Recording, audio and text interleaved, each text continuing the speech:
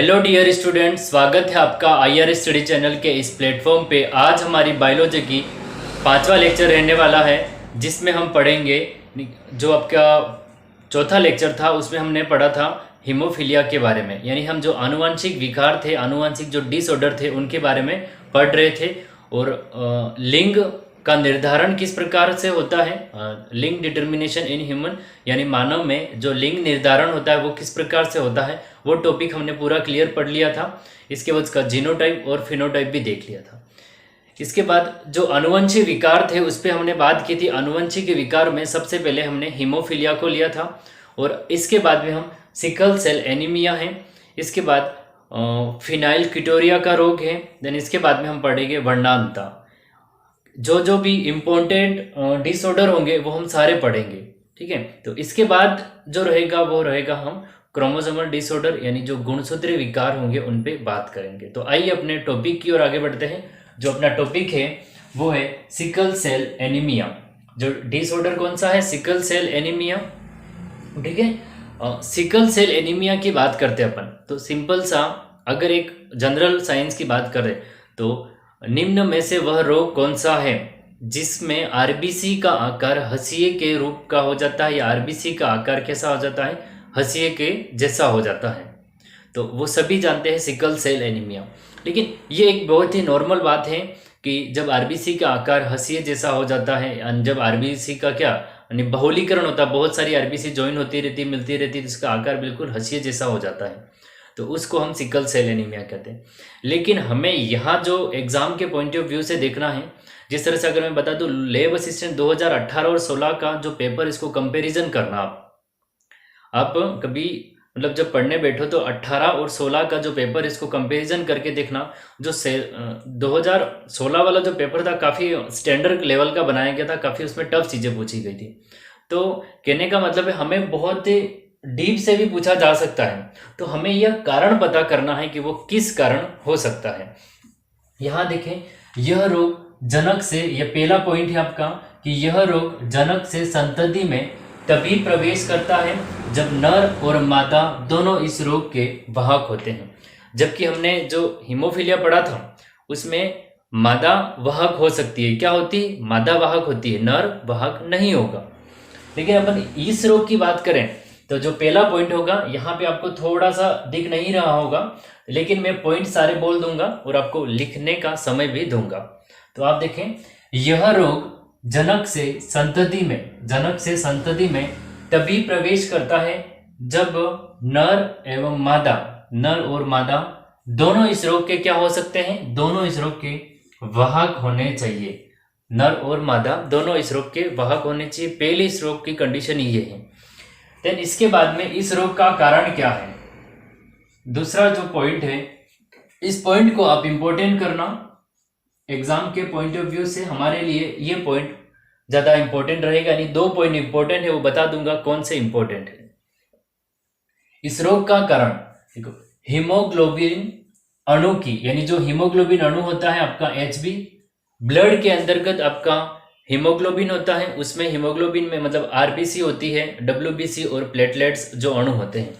तो हीमोग्लोबिन अणु की बीटा ग्लोबुलिन श्रृंखला में, ये चीज याद रखना, कौन सी श्रृंखला है? बीटा ग्लोबिन श्रृंखला में एक छोटी स्थिति का मतलब है कि पूरी श्रृंखला में नहीं, पूरी श्रृंखला में किसी 1-2 जगह, यानी छोटी, जिस तरह से पूरी लंबी चेन है तो उसकी जगह नहीं, एक छोटी स्थिति पे बात करते हैं अपन। तो छोटी स्थिति में अमीनो अम्ल, कौन सा? अमीनो अम्ल ग्लूटामिक एसिड का वेलिन के द्वारा प्रतिस्थापन कर देता है। क्या कर देता है? प्रतिस्थापन। ये इसका कारण है कि अमीनो अम्ल ग्लूटामिक एसिड का क्या कर देता है? वेलिन। देखो, वेलिन है, आर्जिनिन है, हिस्टिडाइन, ये आपने अमीनो अम्ल पढ़े होंगे, आवश्यक और अनावश्यक, essential and non essential amino acid आपने पढ़े होंगे, ठीक है। अब केमिस्ट्री में भी ये आते हैं और बायो में भी आते हैं। असेंशियल और नॉन असेंशियल, यानी आवश्यक और अनावश्यक जो अमीनो अम्ल होते हैं वो आपके केमिस्ट्री में भी टॉपिक है और आपका बायोलॉजी में है। तो ये जो वेलिन है, हिस्टिडाइन है, आर्जिनिन है, ये सारे अमीनो अम्ल ग्लूटामिक एसिड का वेलिन के द्वारा, यानी कौन सा अमीनो अम्ल? वेलिन अमीनो अम्ल प्रतिस्थापित के द्वारा प्रतिस्थापन कर देता है, यानी इसकी जगह ये चीज आ जाती है, इसके बाद तीसरा पॉइंट देखना, ग्लोबिन प्रोटीन में अमीनो एसिड का यह, किसमें, ग्लोबिन प्रोटीन को ये जो श्रृंखला चल रही थी, ग्लोबिन प्रोटीन की जो ये श्रृंखला चल रही थी, इसमें जो प्रतिस्थापन होता है वो बीटा ग्लोबुलिन के, ये पॉइंट नोट करना, हमें ये पूछा जा सकता है कि छठे कोडोन में ये आपका हो जाएगा ग्वानिन एडेनिन ग्वानिन, क्या हो जाएगा, ग्वानिन एडेनिन ग्वानिन का ग्वानिन यूरेसिन और ग्वानिन द्वारा प्रतिस्थापन के कारण होता है। यानी जो अमीनो अम्ल ग्लूटामिक एसिड का वेलिन अमीनो अम्ल के द्वारा जो प्रतिस्थापन हो रहा था, यानी इसकी जगह ये चीज आ रही थी, किसके अंतर्गत, बीटा ग्लोबुलिन श्रृंखला में। और बीटा ग्लोबुलिन श्रृंखला किसकी थी, हीमोग्लोबिन अणु की। प्रतिस्थापन करता है, और ये प्रतिस्थापन किस कारण होता है, इसका रीजन क्या है, ये देखें। छठे कोडोन में क्या होता है, छठे कोडोन में हम कोडोन पढ़ेंगे, आनुवंशिक कोड पढ़ेंगे, आनुवंशिक कोड से 2018 में 2018 में या 16 में क्वेश्चन आ चुका है कि आनुवंशिक कोड का मतलब कौन सा प्रतिस्थापन कर सकते हैं इस तरह से। तो हमें चीजें अब बहुत ज्यादा डीप तक जानी पड़ेगी। छठे कोडोन में GAG मतलब ग्वानिन एडेनिन ग्वानिन का ग्वानिन यूरेसिन ग्वानिन द्वारा प्रतिस्थापन होता है, ये इसका कारण है। अब कहने का मतलब जो हीमोग्लोबिन था, अब उसमें क्या हो गया, कुछ चेंजेस हो गए, यानी परिवर्तन हो गए। अब ये जो परिवर्तन हो चुके हैं, इसका मतलब क्या है कि हीमोग्लोबिन अणु में कुछ ना कुछ उत्परिवर्तन हो गया। क्या हो गया, उत्परिवर्तन हो गया। तो अब हीमोग्लोबिन अणु में बहुलीकरण हो जाता है। बहुलीकरण का मतलब होता है वो हीमोग्लोबिन अणु, मतलब इस बहुलीकरण, मल्टीप्लिकेशन, यानी बहुत सारी चीजें हीमोग्लोबिन आपस में जोड़ते जाना, उनका मल्टीपल होना, बहुलीकरण होना में हो जाता है, जिसके कारण आरबीसी का आकार हंसिए के आकार का हो जाता है। कैसा हो जाता है, आरबीसी का आकार कैसा हो जाएगा, हंसिए के आकार का हो जाएगा। तो ये है आपका sickle cell anaemia. Important point मैंने ये दोनों पॉइंट बताए, दूसरा और तीसरा, ये दोनों ही बिंदु आपके लिए महत्वपूर्ण रहेंगे। इसको एक बार और रिवाइज कर लेता हूं कि मैं सिकल सेल एनीमिया डिजीज या डिसऑर्डर है क्या। तो इसमें आप ध्यान रखना, यह रोग जनक से संतति में जब प्रवेश करता है तो उसके लिए दो कंडीशन जरूरी। जबकि हीमोफीलिया जो एक शाही रोग था, उसमें मादा वाहक होती थी, लेकिन इसमें कितने वाहक हैं, इसमें नर और मादा दोनों वाहक होने चाहिए। पहली कंडीशन ये होगी।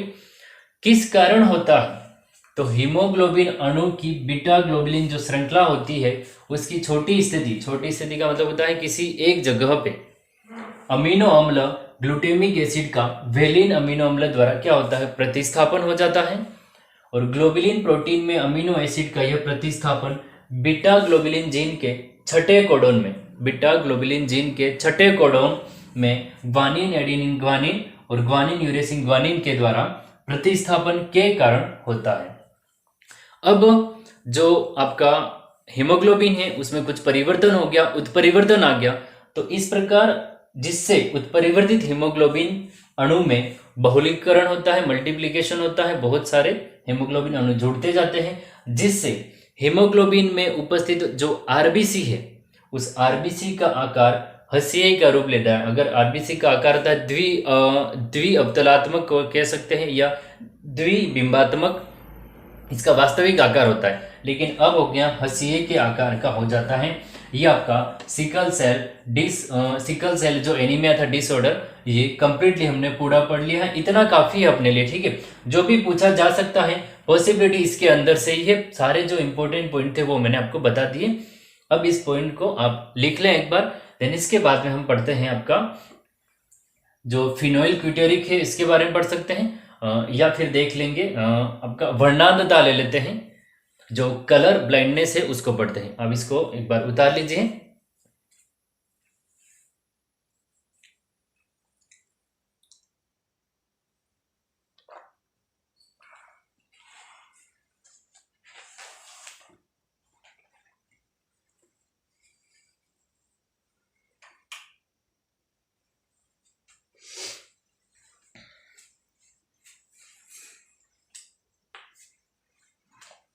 जल्दी उतारिए इसको।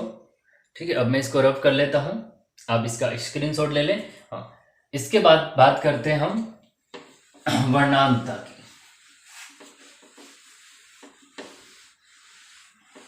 इस पॉइंट को एक बार मैं वापस बता रहा हूँ। इस रोग का कारण क्या है? हीमोग्लोबिन अणु की बीटा ग्लोबुलिन श्रृंखला की छोटी स्थिति में अमीनो अम्ल का ग्लूटामिक एसिड का वेलिन द्वारा प्रतिस्थापन हो जाता है और छठे कोडोन में ये प्रतिस्थापन होता है। छठे कोडोन के द्वारा ये प्रतिस्थापन होता है। उत्परिवर्तित हीमोग्लोबिन यानी जो परिवर्तन हो गया हीमोग्लोबिन में, इसके कारण आरबीसी का आकार हंसिए का रूप ले लेता है, यानी हंसिए के आकार का हो जाता है। और कल हमने जो पढ़ा था आपका जो शाही रोग था हीमोफीलिया, जो शाही रोग था हीमोफीलिया, उसमें देखना मैं इसको वापस लिखता हूं यहाँ पे। जो हीमोफीलिया ए था, हीमोफीलिया ए, हीमोफीलिया ए और हीमोफीलिया बी। तो इसमें जो हीमोफीलिया बी में था, मैंने प्रोथ्रोम्बिन लिखवाया था। ये प्रोथ्रोम्बिन नहीं, प्लाज्मा में थ्रोम्बोप्लास्टिन होता है। ठीक है, कल थोड़ी मिस्टेक हो गई थी, इसके लिए सॉरी। तो इसमें क्या हो जाएगा आपका, मैंने प्रोथ्रोम्बिन याद रह गया था, तो प्रोथ्रोम्बिन नहीं थ्रोम्बोप्लास्टिन है। तो इसमें प्लाज्मा में, इसमें लिख लेना आप, प्लाज्मा में थ्रोम्बोप्लास्टिन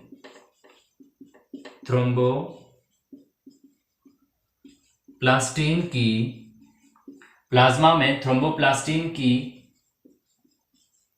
कमी के कारण यह रोग होता है। ठीक है, हीमोफीलिया बी में थोड़ी सी हमने मिस्टेक कर ली थी। इसमें मैंने क्या लिख लिया था, प्रोथ्रोम्बिन लिख लिया था, थ्रोम्बिन और प्रोथ्रोम्बिन। तो यह प्लाज्मा में थ्रोम्बोप्लास्टिन की कमी के कारण होता है ये रोग। कौन सा? Haemophilia B. अब ठीक है, इसको आप नोट डाउन कर लें, इसको आप लिख लें जल्दी से ही। अब बात कर लेते हैं हम दूसरा जो आज का है, उसे हीमोफीलिया और सिकल सेल एनीमिया, और जो तीसरा है वो आपका वर्णांधता। ये हो जाएगा वर्णांधता यानी कलर ब्लाइंडनेस। ठीक है, कलर ब्लाइंडनेस। इसको अब रब करता हूं मैं।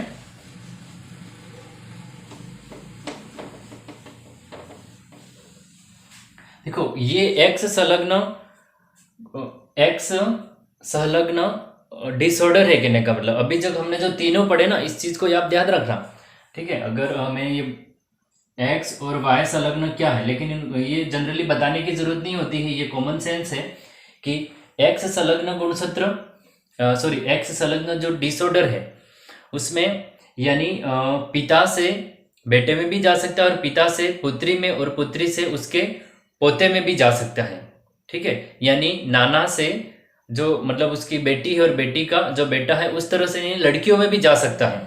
और जो वाय होता है वो केवल उसके पुत्रों में ही जाता है। जिस तरह से पिताजी से बेटे में और बेटे से उसके बेटे में, यानी दादा से दादा और जो पोता होता है उसके बीच में। तो जो यहाँ पे अपन ऐसे लिख सकते हैं, जो एक्स है तो आपका हीमोफीलिया एक्स संलग्न गुणसूत्र, जो एक्स संलग्न डिसऑर्डर है, वो कहने का मतलब क्या है, एक्स गुणसूत्र पर उस विकार के जीन उपस्थित होते हैं। क्या होते हैं? एक्स गुणसूत्र पे उस विकार के जीन उपस्थित होते हैं। तो हीमोफीलिया हो गया आपका, वर्णांधता हो गया, वर्णांधता। तो ये दोनों ही इसके एग्जाम्पल हैं। और वाय में है कानों पर बाल आना, कानों पर बालों का आना। ठीक है, अगर पिता के कानों पे बाल हैं तो उसके बेटे में, यदि उसके बेटे में नहीं तो उसके पोते में। ठीक है, तो वाय गुणसूत्र पर जब उस डिसऑर्डर या उस विकार के जीन उपस्थित होते हैं, उस विकार या उस जीन के मतलब उस जो डिजीज है उसके जीन किस पे, वाई गुणसूत्र पे उपस्थित है, तो उसे हम वाई संलग्न डिसऑर्डर कह सकते हैं। और एक्स पे उपस्थित है जीन तो एक्स संलग्न। एक्स संलग्न में मैंने आपको ये दोनों एग्जाम्पल बताए कौन कौन से, एक तो हो जाएगा हीमोफीलिया और दूसरा हो जाएगा आपका वर्णांधता। ये एक्स संलग्न के हैं। एग्जाम्पल हमें पूछ सकता है कि निम्न में से एक्स संलग्न कौन सा और वाई संलग्न कौन सा है, तो वाई संलग्न में कानों पर बालों का आना। एक ही फंडा याद रखना, एक्स और वाई गुणसूत्र होते किस में है, तो वाई गुणसूत्र पुरुषों में होते हैं, तो पुरुष से पुरुष की के जीन में ट्रांसफर होगा। ये कानों पर बालों का आना ये जो होता है लड़कियों की ओर नहीं जाएगा। मतलब जिस तरह से एक पिता है तो उसकी बेटी में और उसके जो बेटे हैं उनमें उस तरह से गुण नहीं जा सकता है, बेटी के माध्यम से नहीं जाएगा, उसके बेटे के माध्यम से आगे संतति में जरूर वो पहुंच सकता है। लेकिन एक्स वाला वो बेटी के माध्यम से भी जा सकता है और उसके बेटे के माध्यम से भी जा सकता है। लेकिन हमने पढ़ा हीमोफीलिया, तो इसमें क्या था, वाहक हमेशा मादा होती है। तो 99 मतलब आपकी ज्यादा से ज्यादा पॉसिबिलिटी क्या होती है, मादा ही वाहक होती है। तो इसके बोल सकते हो फीमेल के माध्यम से होने वाला। ठीक है,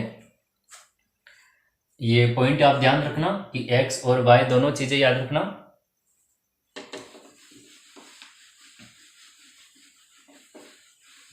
अब बात कर लेते हैं वर्णांधता की कि वास्तव में वर्णांधता होती क्या है। लाल और हरे रंग में, लाल और हरे रंग में जब कोई विभेद नहीं कर पाता है तो उसे कलर ब्लाइंडनेस कहा जाता है, उसको वर्णांधता कहा जाता है। और अगर ये किसी को है तो ये आर्मी में, नेवी में है, रेलवे में है, डिफेंस एकेडमी, डिफेंस की लाइन में नहीं जा सकते हैं। ठीक है, यानी यहाँ तक कि आपको कांस्टेबल, हवलदार, ये कहने का मतलब, और ट्रैफिक पुलिस वाले ये नहीं बनाए जाएंगे, क्योंकि इसमें सिग्नल को, जैसे ट्रैफिक पुलिस की बात है तो रेड और आपके जो हरा और नीला, ठीक है, तो हरा और लाल जो सिग्नल होते हैं उनको पहचानना पड़ता है। और रेलवे में तो हरी कलर की झंडी होती है, लाल कलर की झंडी होती है, तो उनको पहचानना पड़ता है। तो इस हिसाब से अब क्या हो जाएगा, तो उनको डिफेंस में है, रेलवे में है, तो वहाँ पे नौकरी नहीं मिल सकती है वर्णांधता या कलर ब्लाइंडनेस से। तो अब इस डिसऑर्डर के बारे में हम पढ़ते हैं कि इसका जो पहला पॉइंट हो जाएगा वो होगा लाल एवं हरे रंग में, लाल एवं हरे रंग में विभेद, लाल एवं हरे रंग में विभेद नहीं कर पाना, लाल एवं हरे रंग में विभेद नहीं कर पाना। दूसरा हो जाएगा एक्स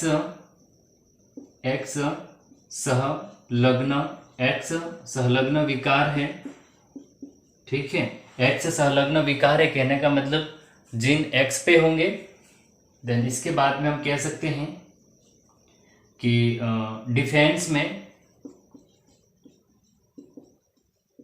डिफेंस, रेलवे, पुलिस आदि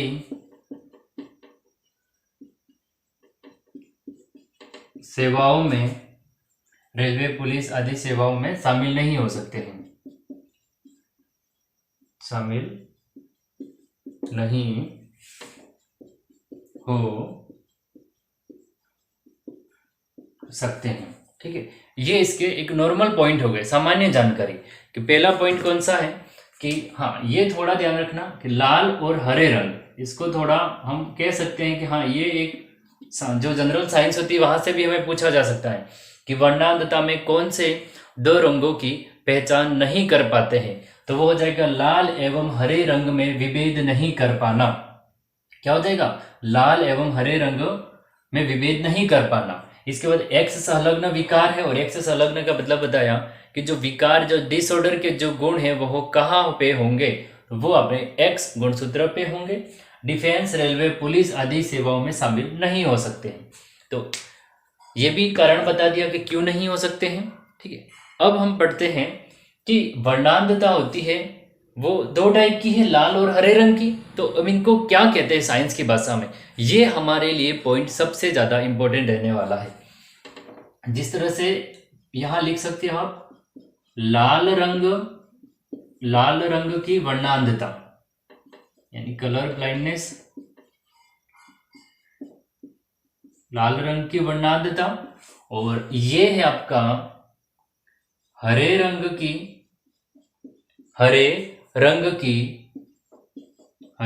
की वर्णांधता। इसको प्रोटेरोनोपिया कहा जाता है, इसको ड्यूटेरोनोपिया कहा जाता है। ये हो जाएगा प्रोटेरोनोपिया। क्या कहा जाता है? प्रोटेरोनोपिया। और इसको कहा जाता है ड्यूटेरोनोपिया।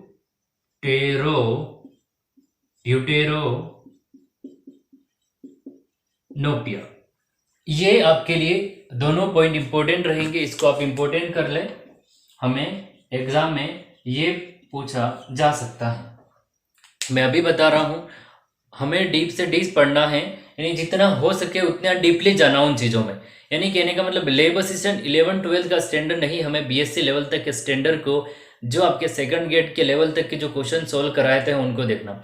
जब मैं आपको मॉडल पेपर करवाऊंगा, ठीक है, मॉडल पेपर जब मैं करवाऊंगा उस टाइम पे मैं सेकंड ग्रेड के लेवल के, फर्स्ट ग्रेड के लेवल तक को भी क्वेश्चन को सोल्व करवाने की कोशिश करूंगा, यानी उनको लेके आऊंगा आपके सामने, रिप्रेजेंट करूंगा। जब या पीडीएफ के माध्यम से पढ़े या फिर जब बोर्ड पे कुछ क्वेश्चन सोल्व करेंगे तो उसमें हम यही ट्रिक अपनाएंगे कि हम ये 11-12 हमें दे रखा है सिर्फ कि 11-12 है।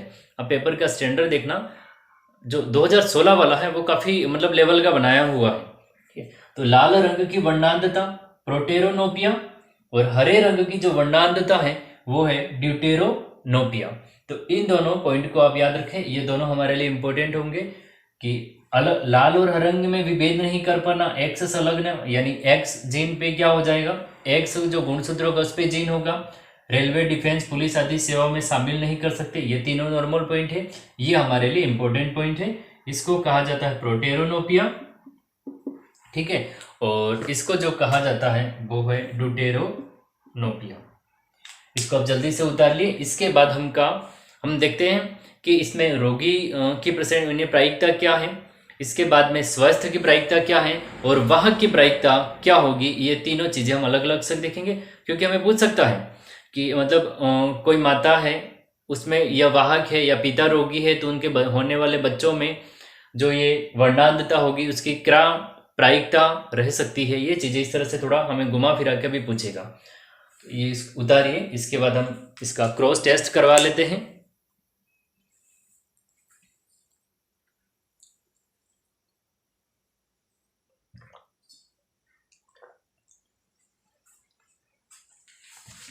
ठीक है, आपने इसको उतार लिया होगा।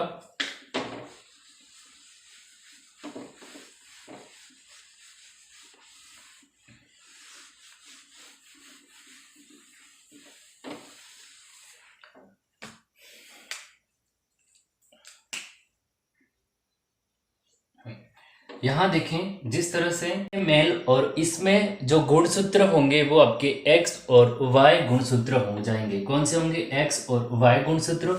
और यहाँ पे हम फीमेल ले लेते हैं, फीमेल यानी मादा ले लेते हैं, और उसमें होते हैं एक्स और वाई गुणसूत्र। बेसिकली जिस तरह से हमने हीमोफीलिया के अंदर पढ़ा था, जहाँ पे वाहक कौन था, रोगी कौन था और स्वस्थ कौन थे, ये तीनों चीज़ें, तो इसमें भी हम देख लेते हैं। देखो, अगर इसकी बात कर लेते हैं अपन, जो इनका क्रॉस टेस्ट करवाने से पहले 3 टर्म में लिखवा देता हूं, एक्स और वाई।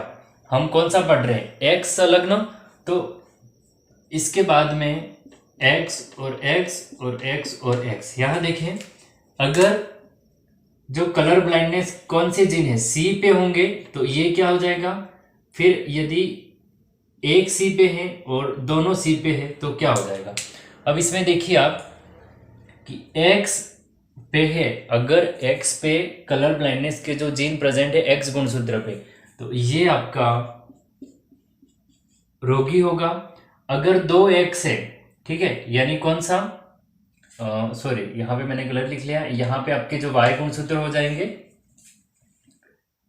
ये y और ये x और x, ठीक है, इसका नाम चेंज हो जाए।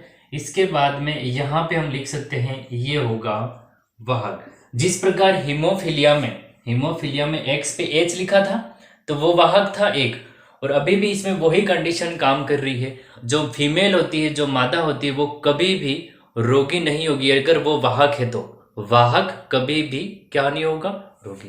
तो यहाँ देखिए ये वाहक हो जाएगा और ये आपका क्या हो जाएगा, रोगी। और कौन, मादा। तो 3 कंडीशन हो गई आपकी। लिखे, ये रोगी है कौन सा, नर, ये वाहक है कौन सी, मादा, और ये X और X दोनों पे C प्रेजेंट है। C का मतलब कलर ब्लाइंडनेस, दोनों पे जीन प्रेजेंट है, तो ये आपका रोगी होगा। और कौन सी होगी, वो मादा होगी। ये 3 टर्म आप अच्छे से नोट कर ले। जब ये 3 टर्म समझ लेंगे, इसके बाद हम इसका क्रॉस संकरण करवा सकते हैं। ठीक है, इसको उतारिए, मैं इसका यहां से जिस तरह से अगर मेल है XY गुणसूत्र है और फीमेल है जिसमें X और X गुणसूत्र है, तो यहां से देखिए अगर कोई रोगी व्यक्ति है, यहाँ पे X, C और Y अगर क्या हो जाएगा, रोगी है, और X और C यानी वाहक है, तो इसका अगर क्रॉस टेस्ट करवाऊं, मैं क्या करवाऊं, क्रॉस टेस्ट करवाऊं, तो हम इसको अगर थोड़ा जिस तरह से हीमोफीलिया में हमने 2-3 एग्जाम्पल सोल्व किए थे, तो इसमें हम एग्जाम्पल तौर पे समझ सकते हैं कि यदि एक रोगी व्यक्ति की शादी वाहक मादा के साथ में, यानी कौन सा, वर्णांधता वाहक मादा के साथ में करवाई दी थी, तो उत्पन्न होने वाले बच्चों में वर्णांधता यानी जो कलर ब्लाइंडनेस है उस डिजीज की मतलब क्या प्रायिकता होगी, तो ये हो सकता है जिस तरह से अगर इनका क्रॉस टेस्ट करवाए तो उत्पन्न होने वाले बच्चों में जो प्रायिकता होगी उसमें हम प्रायिकता 3 टाइप से देखनी है।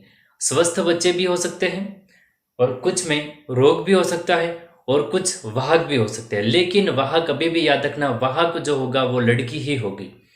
तो यहाँ से इन तीनों चीजों को आप नोट कर लें। ठीक है, एक तो ये और ये तीनों चीजें नोट करें। इसके बाद में यहाँ पे हम इसका क्रॉस टेस्ट करवाते हैं ताकि उत्पन्न होने वाली संतति में किस प्रकार की प्रायिकता पाई जाती है उन चीजों को देखेंगे। ठीक है, यहाँ से अगर मैं लेना चाहूँ तो यहाँ पे मैंने X और C ले लिया, और यहाँ पे Y आ गया आपका। ठीक है, और यहाँ पे लेना चाहूँ तो यहाँ पे X और यहाँ पे C, तो 2 कंडीशन होगी आपके पास में। एक पे C हो गया, अगर मतलब इस पे लिख लो, अगर हम इस पे C लिख लेते हैं और इस पे नहीं लिखते हैं तो किसी एक पे लिख सकते हो आप। तो ये दोनों चीजें आ गई अपने पास में, यहाँ से XC और यहाँ से Y। कौन, रोगी है आपका नर में, और वाहक है वो मादा है XC और X।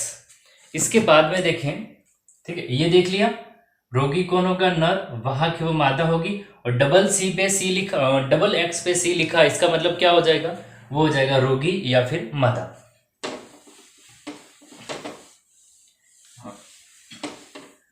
यहां देखिए, इसमें यहां ले लेते हैं अपन XC, देन इसके बाद में यहां लेते हैं Y, और इसी तरह यहां पे XC और यहां पे X। अब इनका करवाया जाता है क्रॉस टेस्ट। X और X के बीच में जब क्रॉस टेस्ट करवाया तो ये हो जाएगा XC और XC। ठीक है, इसके और इसके बीच में क्रॉस टेस्ट करवाया तो XC और Y। ठीक है, देन इसके और इसके बीच में तो XC X, और इसके बीच में तो X और Y होगा। अब हमें देखना है, इनकी प्रायिकता देखनी है, तो इस चीज को सबसे पहले तो पहचान लेते हैं कि ये है क्या, ये आपका रोगी होगी और कौन, मादा। इस तरह से हमें पहचान करने आना चाहिए। इसके बाद में ये है आपका रोगी और कौन, नर है, क्योंकि आपका Y गुणसूत्र आ चुका है। ये है स्वस्थ, कौन, नर होगा। ठीक है, हमें प्रायिकता तो नर मतलब प्रायिकता जो पूछी जाएगी वो रोगी और स्वस्थ की पूछी जाएगी, नर और मादा की नहीं, क्योंकि बेसिकली जब 10th में बच्चा पढ़ता है वो भी नर और मादा को पहचान लेगा कि अगर डबल X गुणसूत्र है तो वो मादा हो जाएगी, और X और Y गुणसूत्र है तो वो नर हो जाएगा।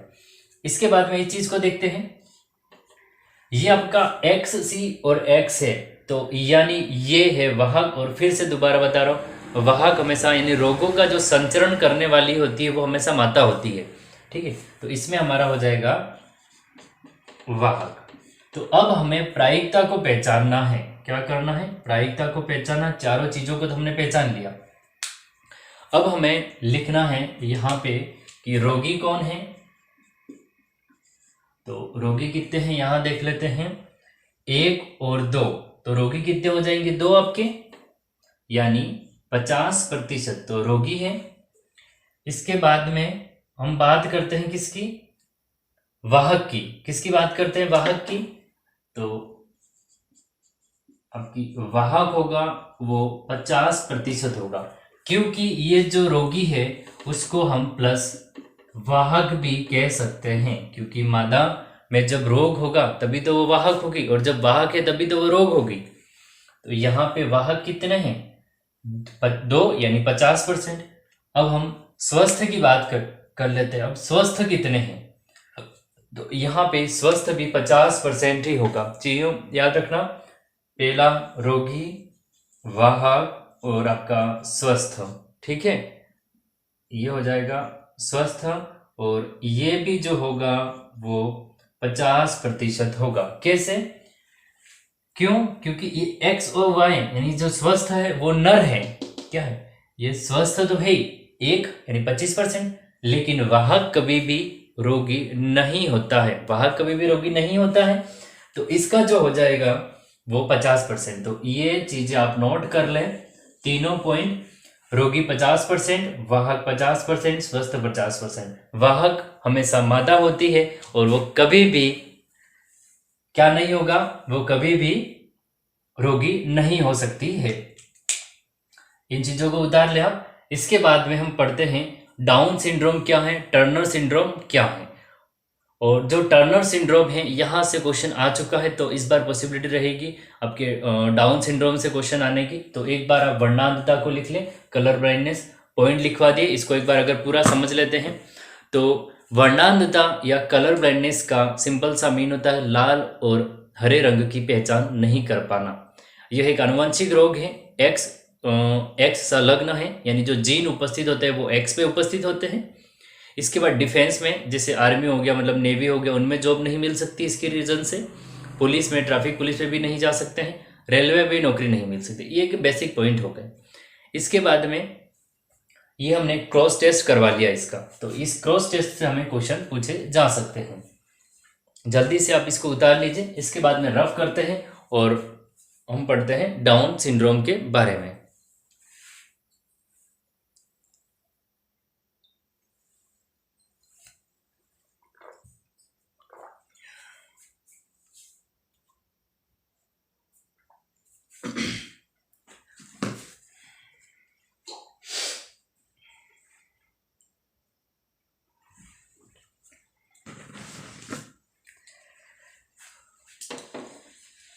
उतार लिया होगा आपने। अब हम पढ़ते हैं डाउन सिंड्रोम के बारे में।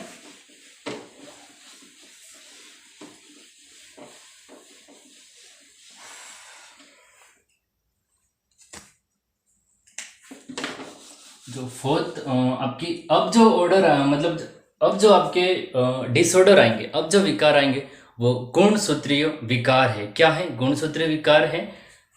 अगर देखो, अगर इनमें से भी कुछ अगर बाकी रह जाता है तो हम नेक्स्ट क्लास में जरूर लेंगे। आई थिंक जो इम्पोर्टेंट थे वो हमने कर लिया है। हाँ, एक और बचता है फिनाइल एनिलीन वाला। तो फिनाइल एनिलीन वाला 2016 में या 18 में आ चुका है, ठीक है, तो उसको भी देख लेंगे। लेकिन हम एक बार जो गुणसूत्र इंपॉर्टेंट 3 है उसको देख लेंगे। इसके अलावा अगर कुछ बचता है तो उसको जरूर देख लेंगे। देखो फिनाइल एनिलीन क्या होता है, देखो फिनाइल, इसको मैं थोड़ा बता देता हूँ यहाँ पे साथ में, जो आपका चौथा होगा वो फिनाइल एनिलीन या एनिलीन है। ये क्या होता है कि मानव शरीर में इसको क्या है कि अमीनो एसिड में इसको क्या होता है कि मानव शरीर में ये धीरे धीरे एकत्रित होता रहता है। यानी कोई एंजाइम ऐसा होता है जो इसको अमीनो एसिड में कन्वर्ट कर सकता है, या फिर जब इसका अवशोषण करना है, या फिर जब इसका यानी बॉडी के अंतर्गत इसका एकत्रीकरण नहीं होने देना है, तो उस एंजाइम की अगर कमी हो जाती है मानव शरीर में, तो ये धीरे धीरे क्या हो जाता है, ये ह्यूमन शरीर में, बॉडी में एकत्रित हो जाता है। कौन? Phenyl aniline. जब ये शरीर में एकत्रित हो जाता है तो ऐसे कंडीशन में क्या होता है, जिस जो रोगी व्यक्ति है उसका जो मस्तिष्क यानी ब्रेन काम करने नहीं लगता है, धीरे धीरे जो मस्तिष्क है वो कमजोर हो जाता है। यानी मानव का जो मस्तिष्क है वो दुर्बल प्रकृति का या कमजोर प्रकृति का होता है, जो फिनाइल एनिलीन के कारण होता है।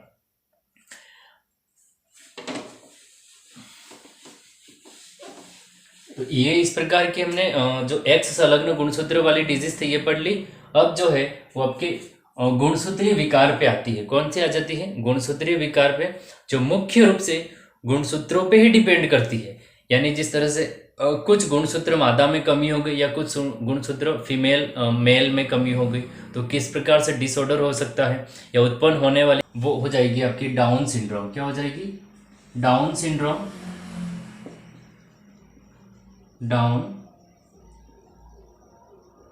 डाउन सिंड्रोम क्या हो जाएगा? Down syndrome. और इसमें देखिए कि होता क्या वास्तव में, यानी जो एक मानव में, देखो हम पहले गुणसूत्र की थोड़ी बहुत डिस्कशन कर ले। वैसे लिंग निर्धारण जो पढ़ा वन है उस जगह हमने जो गुणसूत्र है उनको पूरा देखा था, लेकिन यहाँ एक बार थोड़ा और देख लेते हैं। जिस तरह से जो मानव की जो गुणसूत्र की कोशिका होती है, इसमें मतलब एक कोशिका में कितने गुणसूत्र होते हैं? तो 46 गुणसूत्र होते हैं या कितने? 23 जोड़ी गुणसूत्र। ठीक है, 46 गुणसूत्र या 23 जोड़ी गुणसूत्र होते हैं। तो उनमें से देखो, उनमें से 22 जोड़ी जो गुणसूत्र होते हैं, 22 जोड़ी गुणसूत्र, इन चीजों को मेरे साथ ही लिखे। 22 जोड़ी गुणसूत्र होने हैं, उन्हें ऑटोसोम्स गुणसूत्र कहा जाता है। उन्हें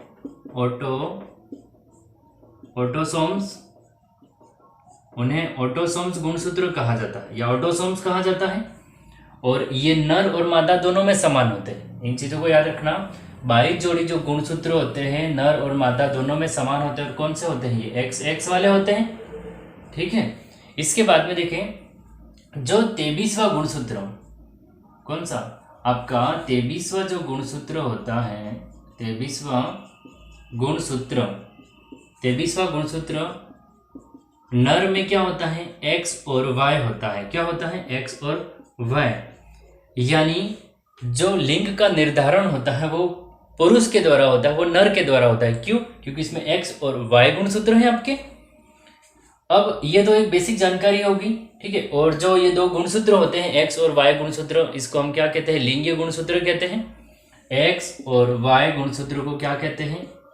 लिंग गुणसूत्र कहते हैं। क्या कहा जाता है? लिंग गुणसूत्र कहा जाता है। ये गुणसूत्रों की बेसिक इंफॉर्मेशन होगी। 46 गुणसूत्र या 23 जोड़ी गुणसूत्र नर और मादा दोनों में, 22 जोड़ी जो गुणसूत्र होते हैं जोड़ी, यानी XX और XX 22 जोड़ी गुणसूत्र दोनों में ही समान होते हैं। सेम प्रकार के कौन से? XX वाले। लेकिन मादा में जो 23वां गुणसूत्र होता है वो तो XX ही होता है, पर जो आपका नर है उसमें X और Y होता है। क्या होता है? X और Y। इसको लिंगीय गुणसूत्र कहते हैं। तो ये जो दो XY जो ये दो गुणसूत्र है वो कौन से हैं? लिंगीय गुणसूत्र हैं। अब हम आते हैं डाउन सिंड्रोम। तो इस प्रकार ये 22 जोड़ी है। तो 21वां जो गुणसूत्र होता है, 21वां जो गुणसूत्र होता है उसमें क्या हो जाता है? उसकी पुनरावृत्ति हो जाती है, वो थोड़ा रिपीट हो जाता है। तो जहाँ दो गुणसूत्र होते हैं ना, मतलब 21वां जोड़ी यानी XX 2 होगी, उसमें वो 3X हो जाता है। उसकी जगह 2 की जगह वो 3 हो जाता है। उसकी एक थोड़ी कॉपी प्राप्त हो जाती है।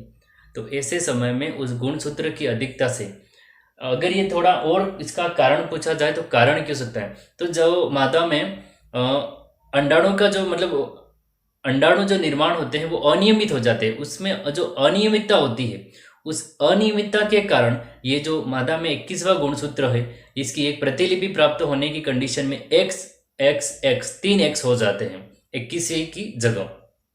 अगर पुरुष में भी हो सकता है ये, लेकिन जो ज़्यादा पॉसिबिलिटी होती है वो मादा में होती है, क्योंकि अनियमित अंडाणु होते हैं। ऐसे समय में जो अनियमित अंडाणु का निर्माण होता है, तो ऐसे समय पे जो 21वां गुणसूत्र है उसमें कुछ कमी हो सकती है। तो यानी कि इसकी प्रतिलिपि प्राप्त हो जाएगी। एक बार आप इसको नॉर्मल जानकर इसको देख ले, उतार लें। और इनको लिंग गुणसूत्र को एलोसोम भी इसको कहा जाता है एलोसोम इनको कहा जाता है एलोसोम्स और इनको ऑटोसोम कहा जाता है। इनको कहा जाता है ऑटोसोम। ठीक है, अब इनको मैं रफ कर लेता हूं।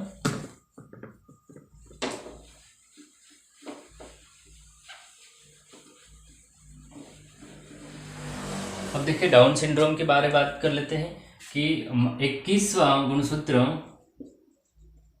21वें गुणसूत्र की पुनरावृत्ति क्या हो जाता है? 21वें गुणसूत्र की पुनरावृत्ति होने से 21वें गुणसूत्र की पुनरावृत्ति होने से यह रोग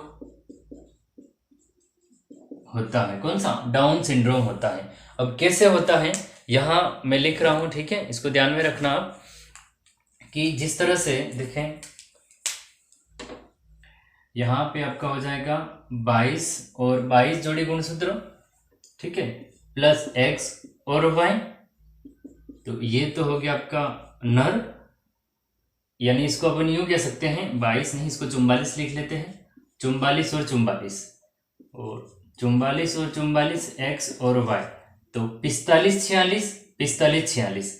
लेकिन अगर एक 21वां अगर बढ़ जाता है, 21वां अगर बढ़ जाए तो हम यहां क्या कर लेंगे 45 और क्या कर लेंगे 45, तो यह क्या हो गया 47 और 47। इसमें हम यूं भी लिख सकते हैं इसकी जगह, यानी 21वां जो होता है वो x x x 2 के स्थान पे,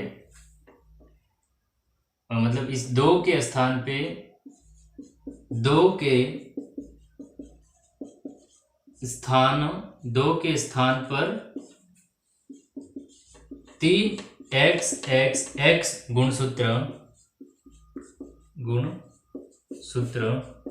हो जाते हैं।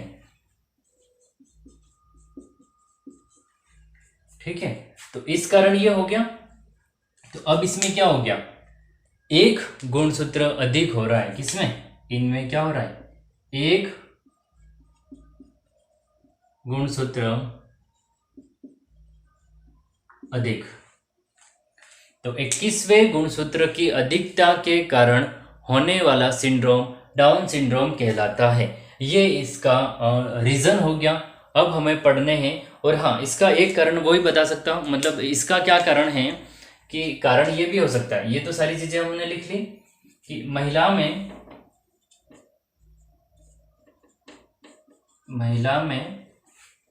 अनियमित अंडाणु निर्माण, अनियमित अंडाणु निर्माण के कारण, महिलाओं में अनियमित अंडाणु निर्माण के कारण ऐसा हो सकता है।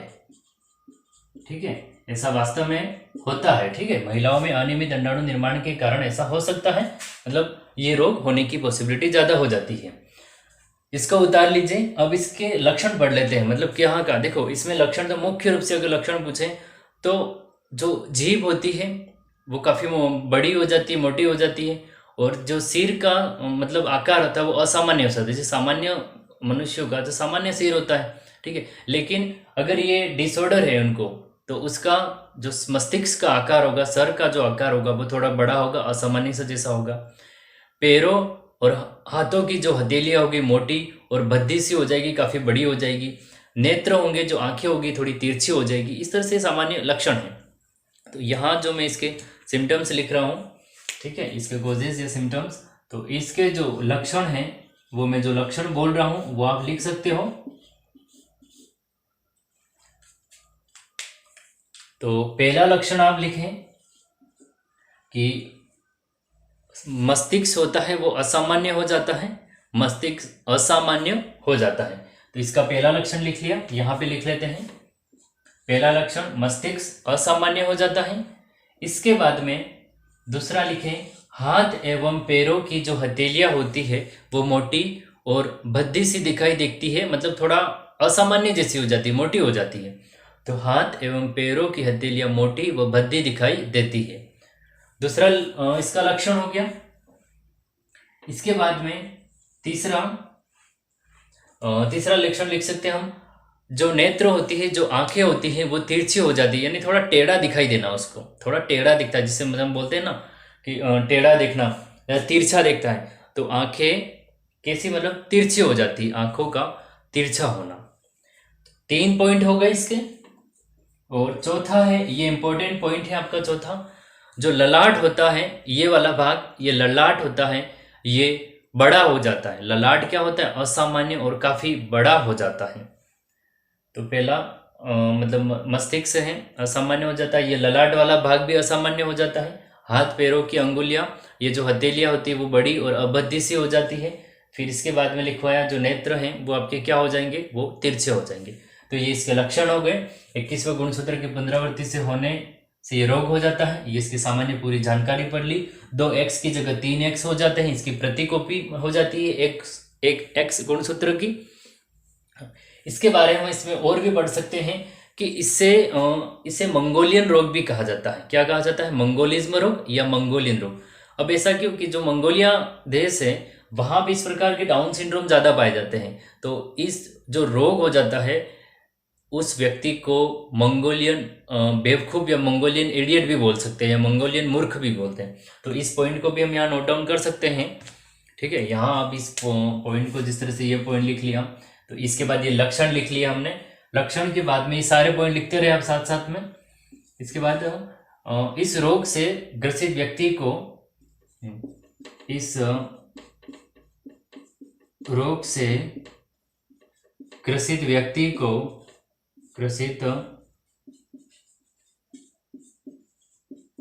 को, मंगोलियन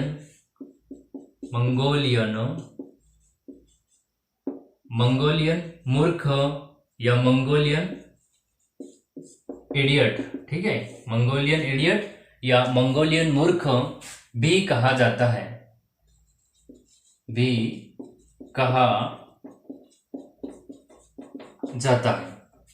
ये पॉइंट लिख लिया कि इस रोग से ग्रसित व्यक्ति को मंगोलियन मूर्ख भी कहा जाता है। और तीसरा पॉइंट और हम लिख सकते हैं, इस रोग को मंगोलियन बीमारी कहते हैं या मंगोलियन रोग भी कहा जाता है। क्या लिख सकते हैं? मंगोलियन बीमारी या मंगोलियन रोग भी कह सकते हैं। इसके साथ में ये मंगोलियन मूर्ख तो आप शब्द वैसे ही मिल जाएगा हमें तीसरा पॉइंट।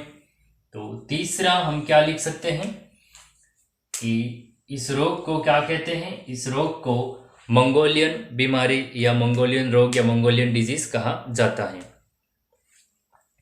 इस प्रकार हमने डाउन सिंड्रोम को कंप्लीट पढ़ा।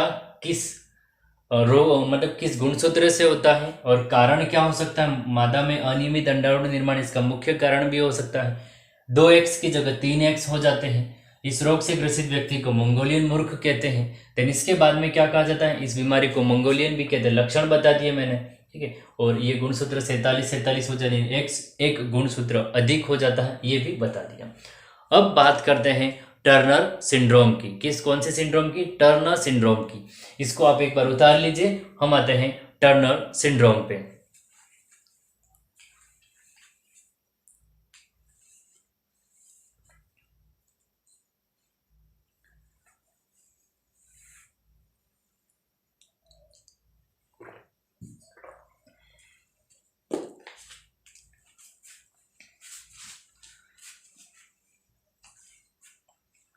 ठीक है, अब इसको रब कर लेते हैं। अब बात करते हैं टर्नर सिंड्रोम।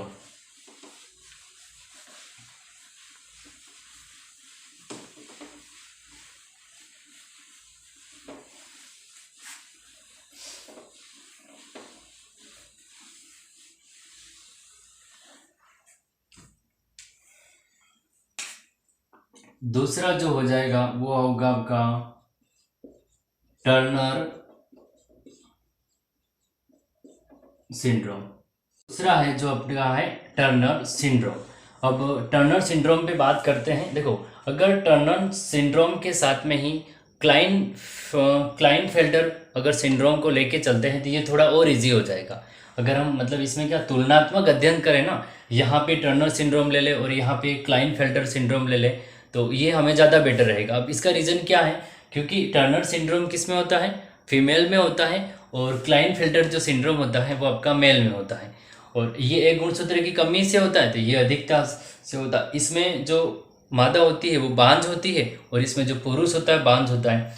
तो इनको हम तुलनात्मक अध्ययन से काफ़ी अच्छे से पढ़ सकते हैं। तो यहाँ पे काम करते हैं, यहाँ पे टर्नर सिंड्रोम है तो यहाँ पे अपन तीसरा लिख लेते हैं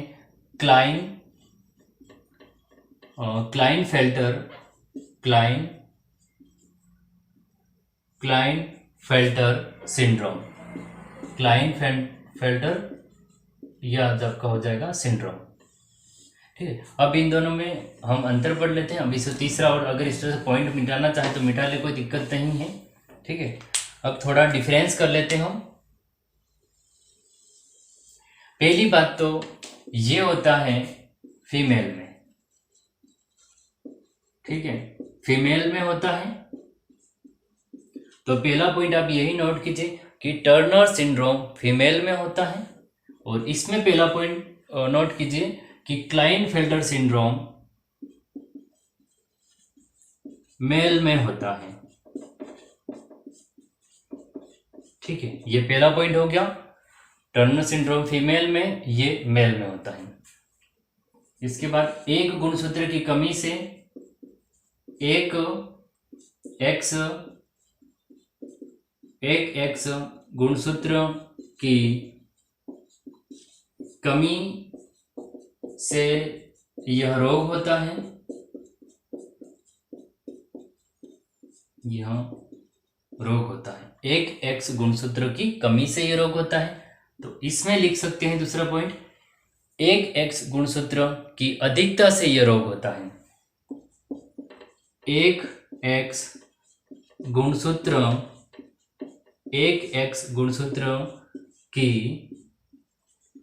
अधिकता से, एक एक्स गुणसूत्र की अधिकता से यह रोग होता है। ठीक है, ये दोनों डिफरेंस याद रखना। फीमेल में तो क्लाइनफेल्टर सिंड्रोम आपका मेल में, इसमें हम लिख सकते हैं कि एक एक्स गुणसूत्र की कमी से होता है। तो इसमें हम बता सकते हैं कि एक्स गुणसूत्र की अधिकता से होता है। इसके बाद में यहाँ तीसरा लिख सकते हैं हम पॉइंट में कैसे, कि जिस तरह से कि 44 प्लस एक्स और एक्स कितने होते हैं 46 गुणसूत्र, लेकिन 44 प्लस एक्स और यहाँ पे अगर मैं 0 लिख दूं, यानी 0 गुणसूत्र उपस्थित नहीं है, तो कितने हो गए 45। कितने हो गए 45। ये 0 का मतलब गुणसूत्र नहीं लिखा है मैंने, ठीक है, यहाँ गुणसूत्र नहीं है, चीज ध्यान रखना, ये 0 लिखा है मैंने, तो ये कितने हो गए 45 गुणसूत्र। देखो 44 प्लस एक्स यानी फीमेल है तो 46 गुणसूत्र होने चाहिए, लेकिन इसमें हो क्या जाता है 44 प्लस एक्स यानी एक गुणसूत्र की कमी, अगर इस 0 को हटा देता हूं, छोड़ो आप कंफ्यूज हो जाओगे, बराबर 45 एक गुणसूत्र की कमी।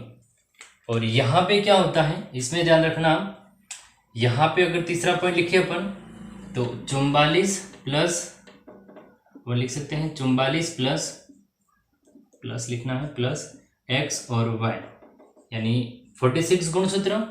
लेकिन होता क्या है, होता है 44 प्लस एक्स वाई कितने हो गए 47 गुणसूत्र। 46 गुणसूत्र होने चाहिए थे, हो गए 47 गुणसूत्र। कैसे हो गए 47 गुणसूत्र। अब आपको समझ में आ रहा होगा ये दोनों, ठीक है। अब इसके बाद में देखना, अब और क्या होता है इसमें, अब इसमें देखना हम चौथा पॉइंट और लिख सकते हैं कि इसमें जो आपका फीमेल होती है उसमें जो लैंगिक लक्षण होते हैं उनका अभाव होता है। लैंगिक लक्षण कैसे, आवाज़ पतली होती है तो आवाज़ पतली नहीं होगी, थोड़ी भारीपन आ जाएगा, ठीक है।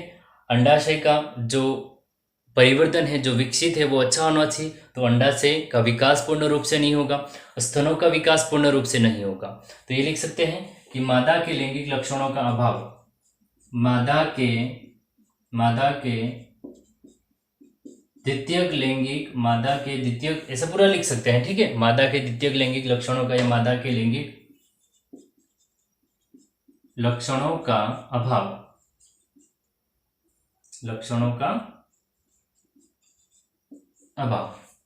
मादा के लैंगिक लक्षणों का अभाव। और इसमें हम लिख सकते हैं कि नर के लैंगिक लक्षणों का अभाव,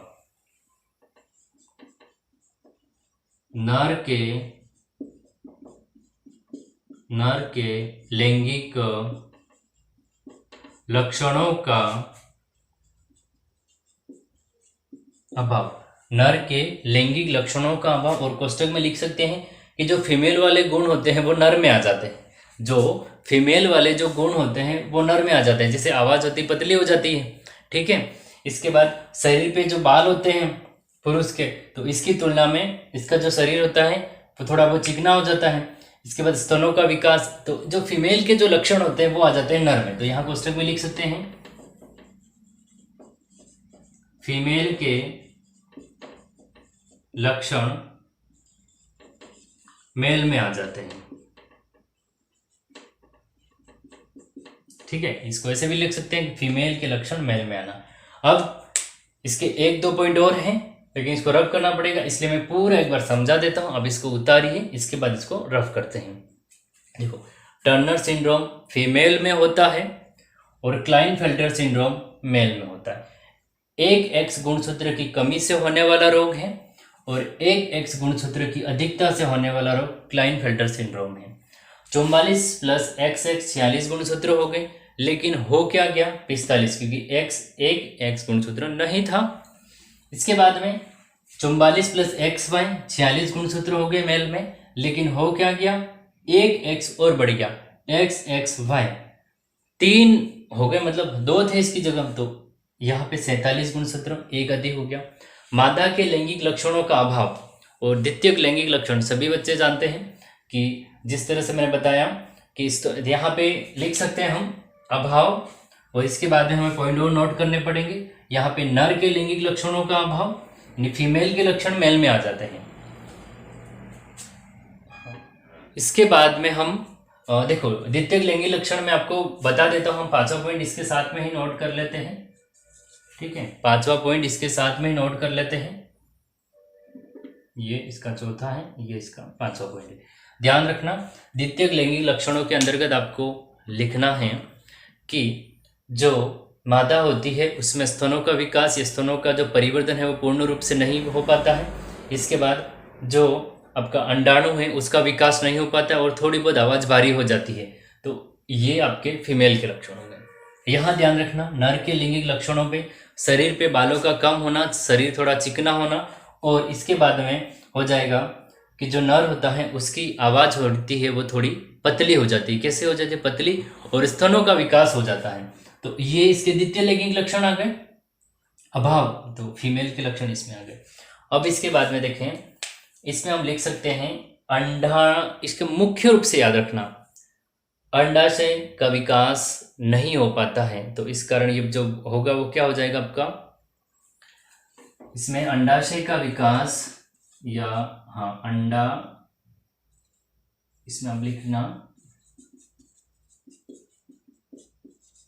अंडाशय का परिवर्धन, अंडाशय का परिवर्धन नहीं होता है या अंडाशय का पूर्ण विकास नहीं होता है।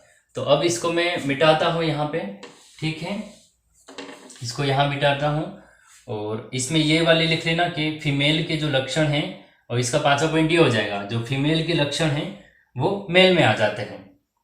अब इसके बाद इसका जो छठा पॉइंट है और इसका जो छठा पॉइंट है याद रखना, तो ऐसी स्त्री, ऐसी मादा बांझ या स्टेरलिन, ये हो जाएगा स्टेरलिन होगा आपका, स्टेरलिन या स्टेरलिन या बांझ होंगी। कैसी होगी? बांझ होंगी। और ऐसे नर बांझ होंगे। तो ये चीजें हमें ध्यान रखनी है आपको, ठीक है। इसका छठा पॉइंट, जो पांचवा पॉइंट है अंडाशय का परिवर्तन नहीं होता है, और इसमें पांचवा पॉइंट है फीमेल के लक्षण है वो मेल में आ जाते हैं। वो लक्षण भी बता दिए मैंने। इसके बाद में ऐसी मादा है वो बांझ होगी, और ऐसे नर हैं वो भी कैसे होंगे? बांझ, यानी बच्चा पैदा करने में असमर्थ होंगे उनका, क्योंकि भाई इसके जो अंडाशय हैं वो तो विकसित नहीं है, तो गर्भ कैसे ठहरेगा? जब अंडाशय परिपक्व नहीं है तो बच्चे का गर्भ धारण, मतलब जो माता है उसके गर्भ धारण होने की जो पॉसिबिलिटी है वो बहुत ही कम होगी। तो इस रीजन से माता होगी वो बांझ होगी, यानी बच्चे को पैदा करने में असमर्थ है, या फिर उसका जो गर्भाशय है वो नहीं रहेगा। इसके बाद में अगर इसके फीमेल जैसे लक्षण आ रहे हैं, ठीक है, और ऊपर से किसके गुणसूत्रों की भी अधिकता हो रही है, तो ये क्लाइनफेल्टर सिंड्रोम है। तो ऐसे नर भी क्या हो जाएंगे? बाज कहलाएंगे या बाज होंगे। तो इस प्रकार हमने टर्नर सिंड्रोम और क्लाइनफेल्टर सिंड्रोम को कंप्लीटली पूरा पढ़ लिया है। अगर कोई क्वेश्चन इनसे बना तो इससे बाहर नहीं जाएगा, ये आपके लिए काफ़ी है। जितनी भी पॉसिबिलिटी हो सकती थी, लैंग्वेज चेंज करेगा, लैंग्वेज वो चेंज करके हमें पूछ सकता है, लेकिन क्वेश्चन इसमें से ही बनेगा। जितना था वो मैंने पूरा लिखवा दिया है आपको, ठीक है। मिलते हैं अपन नेक्स्ट क्लास में। नेक्स्ट क्लास जो रहेगी वो अपने डीएनए और आरएनए के स्ट्रक्चर पे रहने वाली है। धन्यवाद।